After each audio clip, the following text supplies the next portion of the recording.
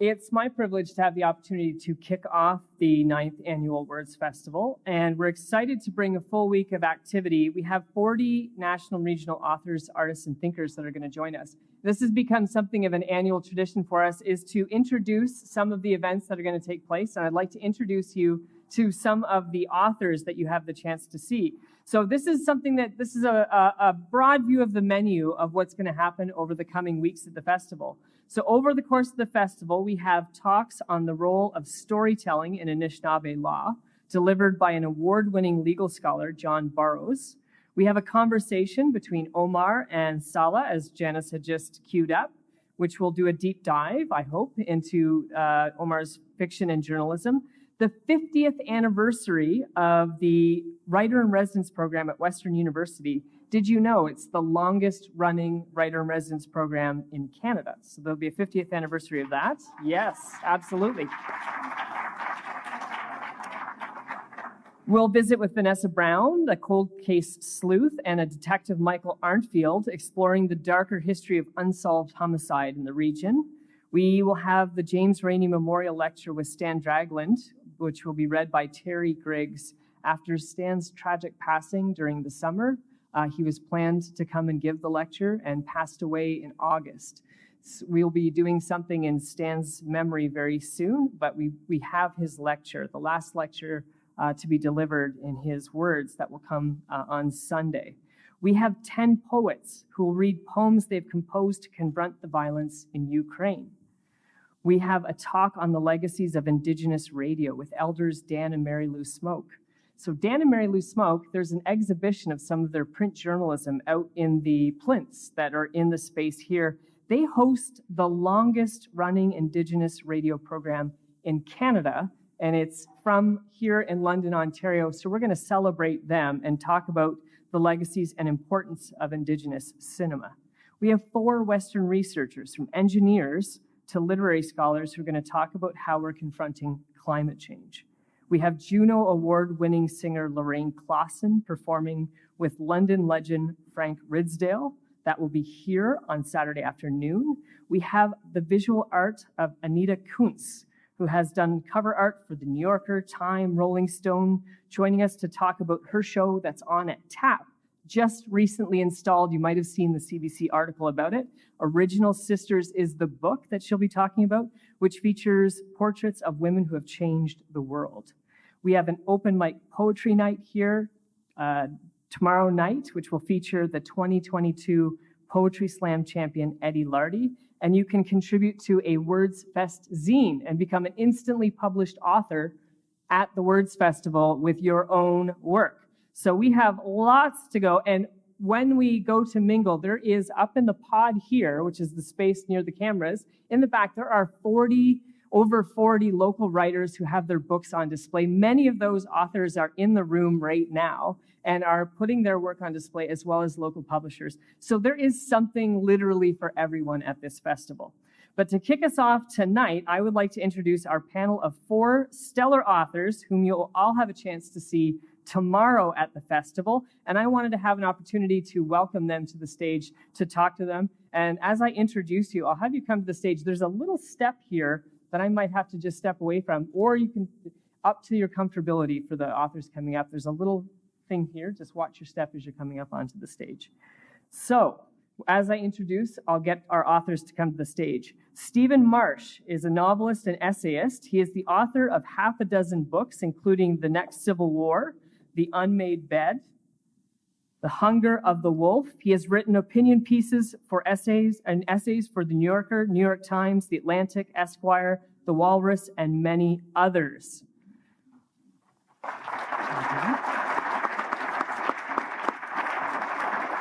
Wayne Johnston is one of Canada's finest writers. Beginning his career as a reporter for the St. John's Daily News, he published his first novel, The Story of Bobby O'Malley, in 1985, with the publication of his breakthrough novel, The Colony of Unrequited Dreams, which some of you might have seen at the Grand Theatre here in London, Ontario. He received critical acclaim for telling the epic story of Newfoundland's complicated history and a fictionalized depiction of Joey Smallwood's contentious efforts to bring Newfoundland kicking and screaming into the 20th century, to use Smallwood's famous phrase. His novels have been nominated and won numerous awards, and his memoir, Baltimore's Mansion, won the Charles Taylor Prize. He's making his third appearance at the Words Festival with his memoir, Jenny's Boy. Madhura Nand,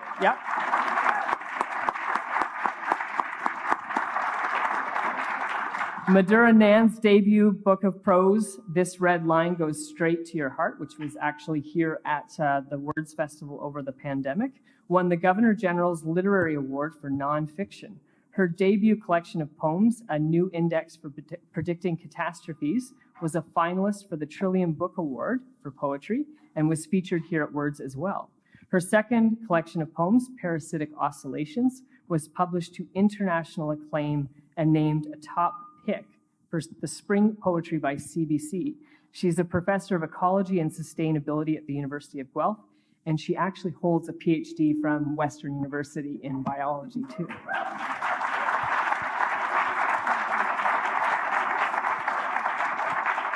And Laurie Graham is a writer and editor and publisher of Brick Magazine, which was started by our beloved Stan Dragland, one of his many achievements in this community. Her first book, Rove, was shortlisted for the Gerald Lampert Memorial Award for Best First Book of Poetry in Canada. Her second book, Settler Education, was a finalist for Ontario's Trillium Award for Poetry, and her poetry has been shortlisted for the CBC Poetry Prize, won the Thomas Morton Poetry Prize, and appeared in Best Canadian Poetry Anthology. Welcome back, Laurie. Okay. All right. So let's get started. So what I'd like to do is give you a taste of their work. So this is completely, I'm going to be right candid with you. This is to entice all of you to come back and see them tomorrow. So we're going to give some flavor of their work. So I'm going to start with Stephen Marsh, whose book, The Next Civil War, Dispatches from the American Future, confronts us with the question that the United States, embroiled in tribalism and polarization, is headed towards civil war. An idea that 10 years ago might have seemed like a complete fantasy, but since the election of Donald Trump has become an increasingly prevailing topic of concern and political discussion. We're especially aware of this, of course, because the midterm elections are coming up this very, very, very soon, I think this week. So in the very start of Stephen's book, Stephen, you write, the United States is coming to an end. The question is how? I wonder if you could tell us, how did you come to write this book and how you came to such a breathtaking opening statement?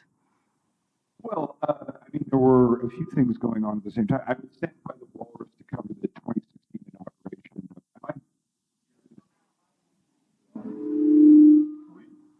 How about now? Yeah, much better. I was sent by the Walrus to cover the 2016 inauguration of Donald Trump. And right around the time I was standing on top of a limousine trying to film the mob with my phone, and somebody lit the car on fire and I had to jump out of the way of the flames, I thought, something's going on in this country. And basically I devoted the next 4 years to try to figure out how. Basically I was sick of being shocked by American politics, and I was sick of being surprised by it. And, the fact that I and everyone I knew and everyone I read kept being sort of shocked and appalled made me think that there must be something that I wasn't seeing and that nobody else was seeing, and that there was some structural problem to this that needed addressing. And so basically I devoted the next 3 or 4 years to crossing America, trying to figure out what that might be. Right. And as I was preparing to situate this year's festival around the theme of bridging divides, the first chapter of your book, it's called Dispatches, The Battle of the Bridge. You write, the bridge is a symbol of the divide in American political life right now. The bridge would make a perfect symbol, and this is quoting you, for the hard right. Nothing embodies decaying American government more completely than its bridges. In my mind, I have the bridge as a symbol of the civil rights movement with the confrontation on the Edmund Pettus Bridge. Could you talk about that? How did the bridge come to symbolize such a the divisive forces of American political life right now? Well, not just America. The bridge at Windsor that got taken over by the Freedom Convoy itself became a symbol for division. I'm a very poor example of bridging divides. Like, I don't think I could be a worse example of that. I mean, my work is really about the divides that seem to me totally intractable and the loathing that is overtaking Americans in their, not just in their political exchanges and their ideological exchanges, but even in their daily lives. I mean, they just cannot stand to be around each other on a very granular level, like on a very human level. And that was kind of the hardest part of the book to write. So, I mean, you know, the bridges in America are rotting. There is no attempt to really deal with American infrastructure on any rational level, but that's because government itself is collapsing. I mean, they're barely capable of keeping their debt payments up. So, yeah, like the infrastructure just became a kind of symbol that I used, but it was not. But you know, it's more a symbol of a general collapse, if you will. Hi. Wayne, your new book, Jenny's Boy, takes us back to your childhood years growing up in Newfoundland. When I was thinking about how images of infrastructure and transit evoke moments of convergence and divergence, as I just mentioned with Stephen, I thought of a very moving story you tell about how your father, remarking how Newfoundland Railway had been overtaken by the Canadian National Railway, and lamenting that it had been further overtaken by a fleet of cheap buses. You tell the story of how the train for your father evoked a pre-Confederate Newfoundland. And this is to quote you, a strange hybrid of arrival and departure, discovery and abandonment. You remark that your mother would tell you and the kids that you must never ask your father about that first train trip he took in 1948, a trip that you would eventually take together, I think in 1968. Could you talk about that train trip across Newfoundland and why it was so important to you and your father? Yeah, I guess. I'm trying to remember it. Yeah, my dad was one of the, I don't know how averse you are or versed you are in Newfoundland history, but Newfoundland is not a maritime province. Newfoundland is an Atlantic province. It's a very important distinction to remember because what it means is that Newfoundland became part of Canada almost 100 years after the next last province to become part of Canada. So we have only been a part of Canada, you know, for a fairly short period of time. And before that, we were something like a country.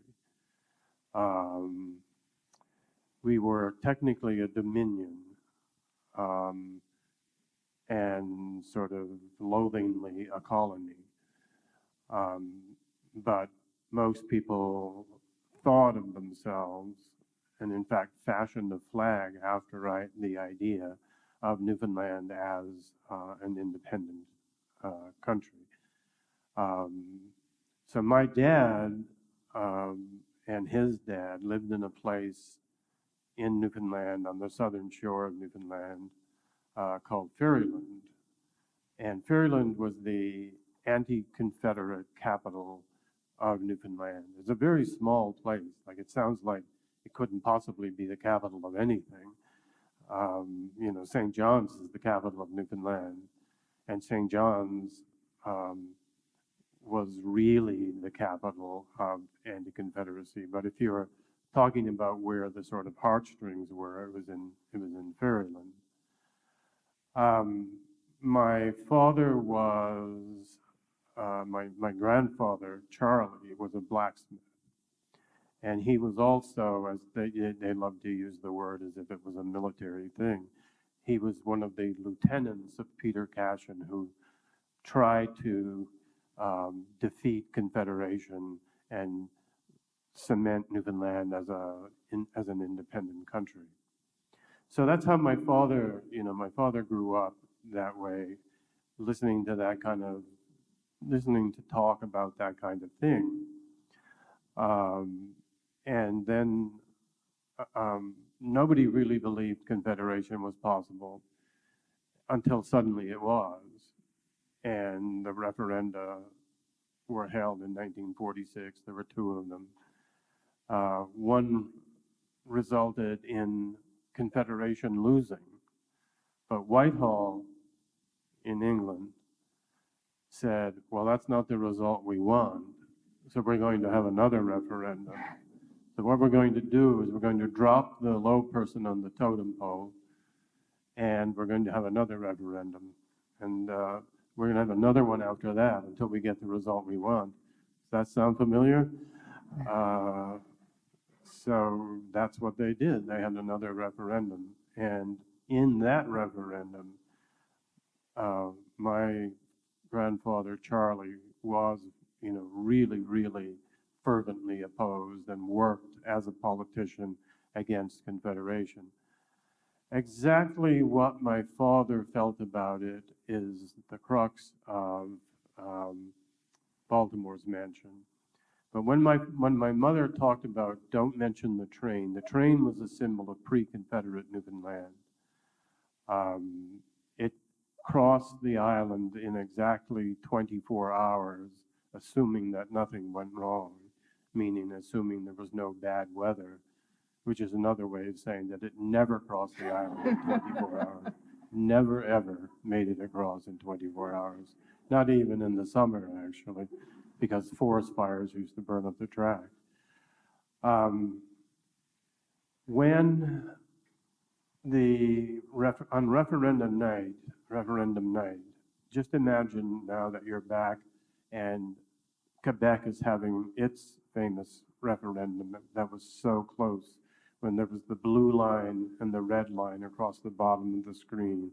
And for a long time, it looked like Quebec was going to win. But a portion of Quebec, their votes had not come in yet. And that was the eastern townships, where more Anglophones lived than Francophones. A similar thing happened in Newfoundland. All night long, Newfoundlanders gathered around their radios, listening to the results coming in. Everybody was drinking because independence took a big early lead. So people started going out on the road celebrating, a victory that they assumed was about to take place. The vote kept getting closer and closer and closer, and my grandfather, Charlie, drinking more and more, getting more and more nervous about what the outcome would be, until finally the votes from Labrador came in. And what had been a tiny, tiny margin for independence became a tiny, tiny margin for joining Canada. And my grandfather, very famously and sadly on that night, got up from the radio. They were one of the few houses that actually had a radio.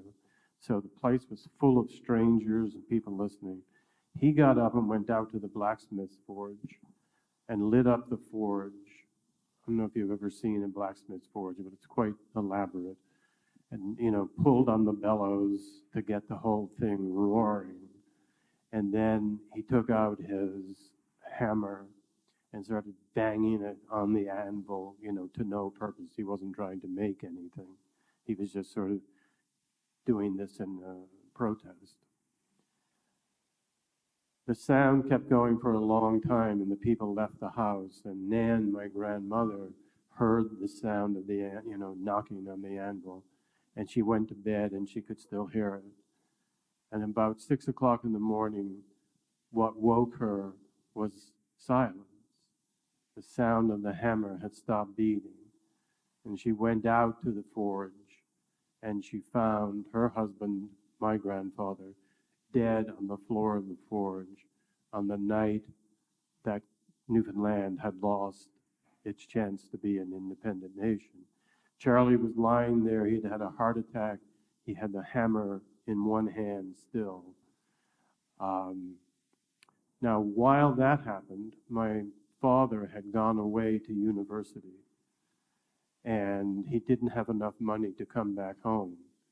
So he was not able to attend his father's funeral. He hid out in his university residence.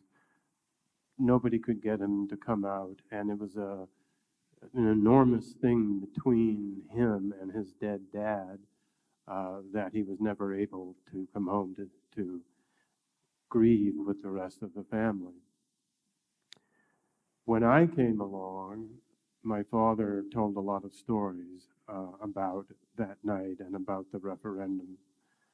One of the stories he didn't tell, but that I found out just sort of by fluke, is that when my father went away to university, it was assumed everyone in the family was against Confederation. Bad assumption.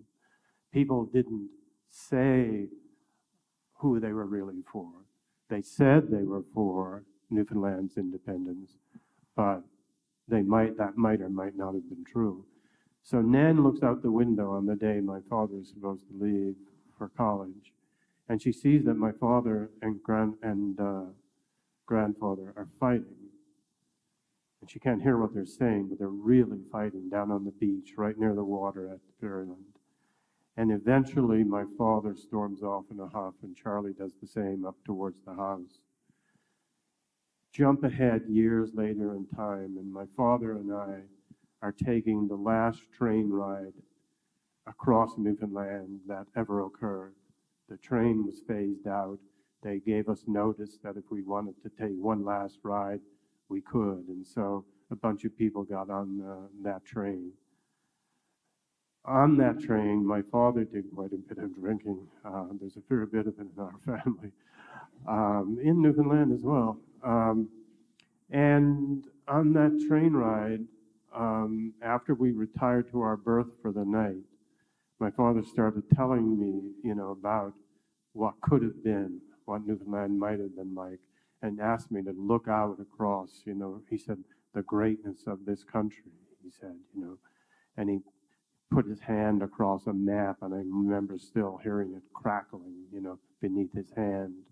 But I fell asleep, and later on I woke up, but it wasn't silence I was hearing, it was my father, who was, I thought, most fervent Confederate, talking about my grandfather, who I thought was the second most or maybe most fervent Confederate. And I realized from the argument my father was reenacting that one of them, in the secrecy of the ballot box, when no one knew, actually voted against Confederation. But I couldn't figure out which one of them it was.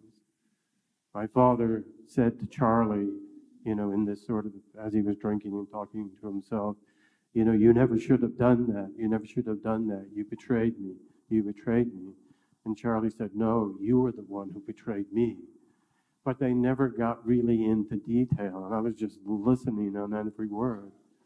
Years and years and years later, when I wanted to write about Newfoundland, I wrote The Colony of Unrequited Dreams, and that dredged up all this personal stuff.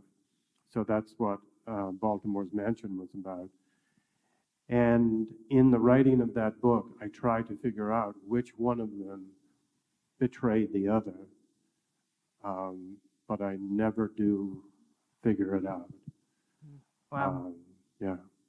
Wow, and such a moving story around that train ride with your father. Lori, I'm going to jump right back to Nadir. You have described the form, rhythm, and movement of your new volume of poetry, Fast Commute, as being a kind of scroll, or one that matches the experience of taking the train or driving on the 401, looking out the window as you were traveling through southwestern Ontario. Roads, railways, rivers, like bridges, become symbols of our disconnection along our fast commute. Could you talk about how you came to write this book and how those images, like the 401, I think of Jack Chambers' 401 as well, thinking about this. How did that come to be? I was taking a lot of buses, spending a lot of time on the 401. Remember the Greyhound, everybody? It didn't survive the pandemic. There's a lot of Greyhound in this book of mine. I lived in London when I started writing this book. I moved to Kitchener and finished writing the book. So I was on trains and various modes of transportation and found myself writing in scraps, kind of echoing how when you're passing too fast by a scene out the window, you kind of catch it for a couple of seconds and then it's gone. Contextless almost. You do a route after a while and you start kind of getting to know the scenery as it passes. But I found myself wanting to write in this disconnected form to echo the feeling of moving too quickly down the highway, not really getting to sink deeply into an image that you see.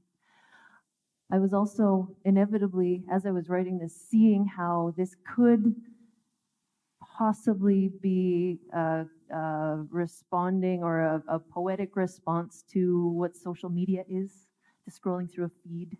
There's something that goes together for me between that kind of travel and that kind of perusal.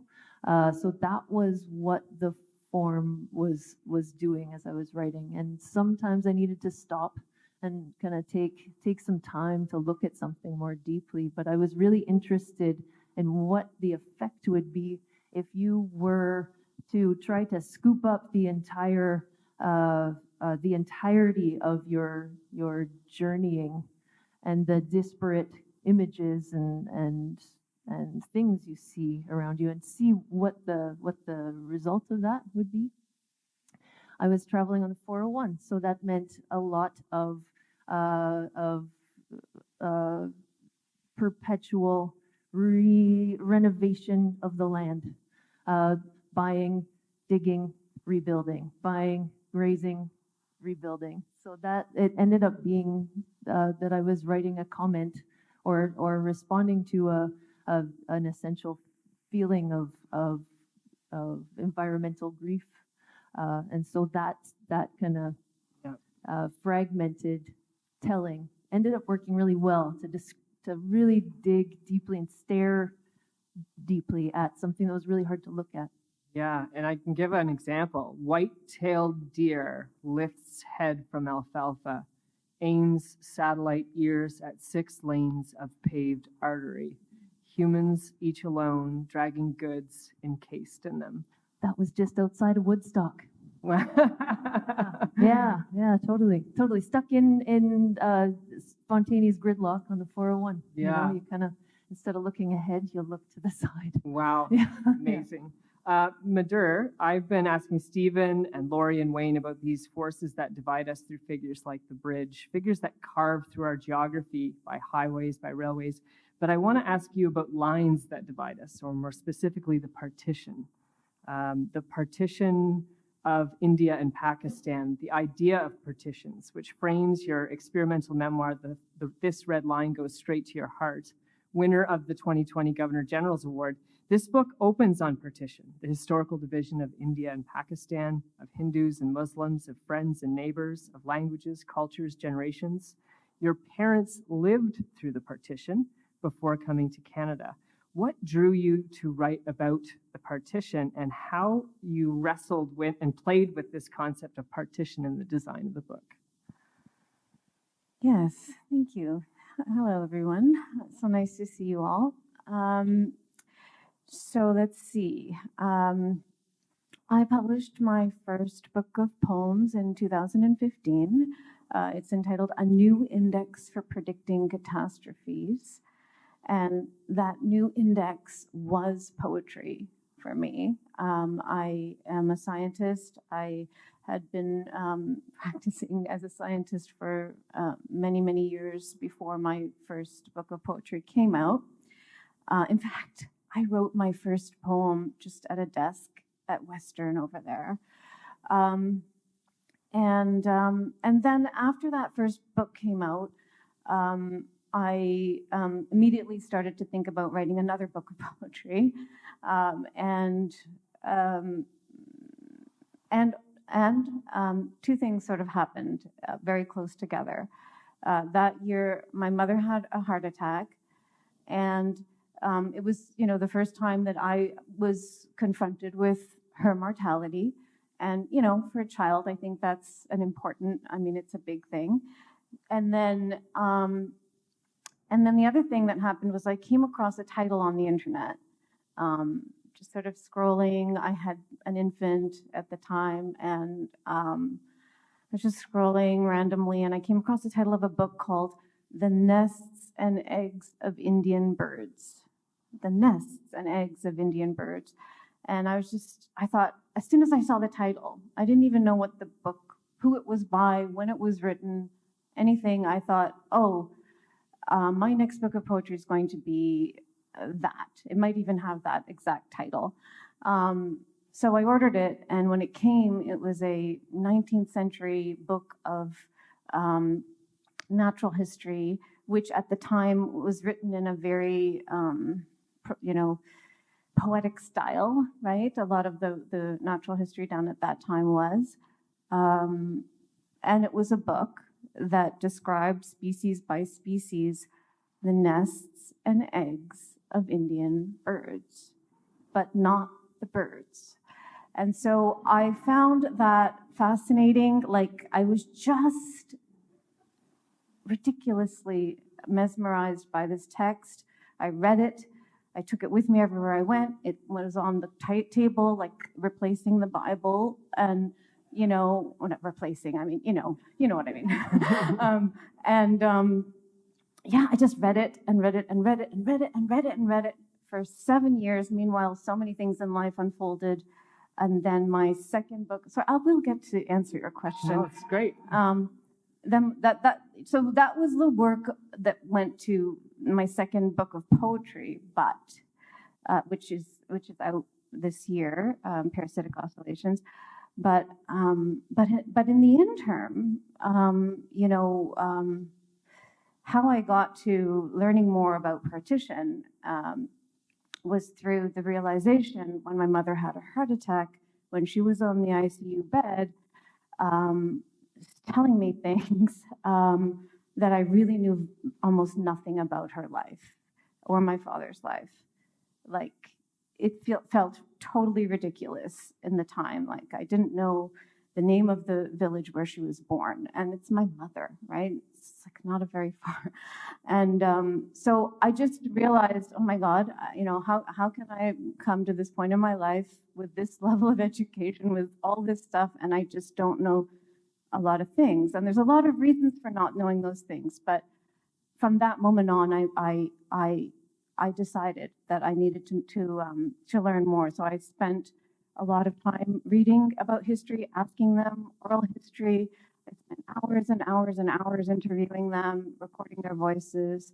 And that turned into my second book, which is sandwiched between these two books of poetry, which was This Red Line Goes Straight to Your Heart. Amazing. I have more questions, but I want everybody to have a chance to get a drink, to get some food, and to have the opportunity to talk to our authors. So what I'm going to do is tell you to come see more about all of these topics. Madhur and Lori will talk about their new books of poetry with the amazing D.A. Lockhart, who's here with us today, right over here. And you can come just back here tomorrow afternoon to hear them read from their new books and to talk to Daniel about their work. You can see Stephen March in conversation with CBC London's Rebecca Zandbergen here tomorrow at 1 p.m. They'll be discussing the future of American political life. So definitely come back here at 1 p.m. to hear more about Stephen's work. And you can see Wayne Johnston in conversation with Helen Gregory, the curator of Mackintosh Gallery at Western. Helen was here. I'm not sure if Helen's... Oh, there's Helen right up here. That should be absolutely amazing. Join me in offering a warm thanks to our artists. Now let's get a drink, chat with our authors, and check out the Sowesto Book Expo. Thank you very much, everyone.